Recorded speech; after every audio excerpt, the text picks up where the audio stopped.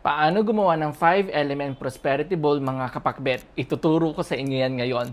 Sa tulong ng prosperity bowl, ikaw ay magkakaroon ng one step ahead sa 2025 at ikaw ay makakuha ng swerte, yaman at kasaganahan ngayong bagong taon. Kaya sundan mo ang bawat steps na ito.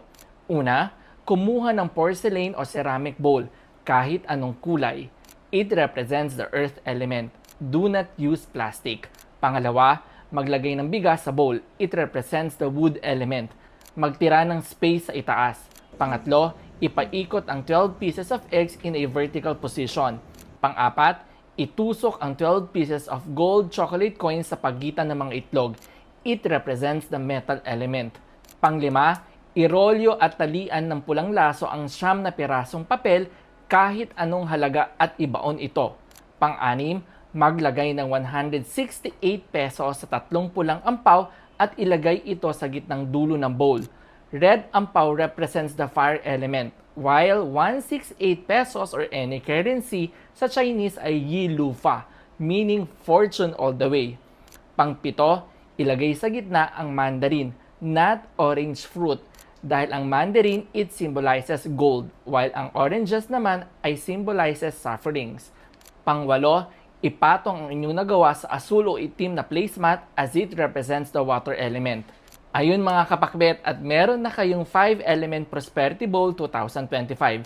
Gawin ito 3 days or 1 day before January 1 or January 29, which is ang araw ng Chinese New Year, at tanggalin ito sa January 2 or January 30. Ilagay ito sa east area ng bahay dahil nandito ang flying star number 9 o ang prosperity bliss star sa 2025. Make sure nagagamit ka ng compass. Pwede rin naman sa sala, kusina, lamesa or malapit sa entrance ng bahay. Pwedeng i-consume pagkatapos ang mga nasabi katulad ng bigas, itlog, gold coins at mandarin. Make sure nakasama ang buong pamilya sa paggawa ng inyong 5-element prosperity bowl.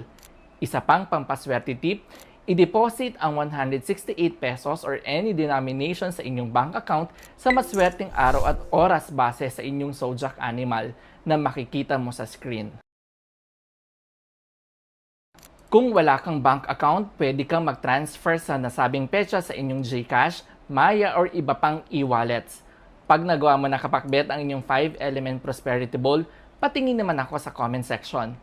Master Michael here, simplifying feng shui for everyone. Michael de Mesa, Feng Shui Extravaganza, Year of the Wood Snake 2025.